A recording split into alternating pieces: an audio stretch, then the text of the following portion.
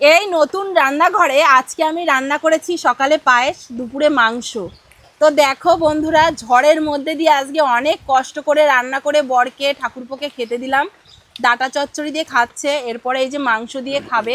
আখার পরে মিটমিটে জালে মাংসটা হয়েই গেল আস্তে আস্তে।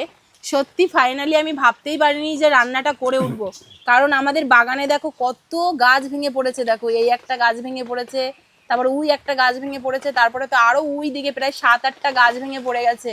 দেখেছো, আমি তো ভেবেছিলাম আজকে রান্নাই হবে না। তারপর আমি ভেবেছিলাম আমার এই রান্নাঘরের উপরে যদি কোনো একটা মানে গাছ ভেঙে পড়ে তাহলে তো মনে হয় আমি আর রান্নাই করতে পারবো না।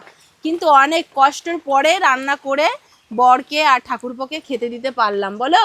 হ্যাঁ, খাও। ভাবতে পারিনি যে এত তাড়াতাড়ি হয়ে যাবে রান্না এই ঝড়ের মধ্যে। আরে ঝড়ের মধ্যে আরো হয়ে যেত তাড়াতাড়ি, কিন্তু ঠিক মতো নেই উনুনে রান্নাই করতে পারছিলাম না। হাওয়া এসে মাঝে মাঝে জাল পুরো বন্ধ করে দিচ্ছিল। ঠিক আছে, তো খাও। কেমন হয়েছে তো জানালে না, এত নতুন দারুণ দারুণ। উনুনে রান্না করে খাওয়ালাম। ঠিক আছে।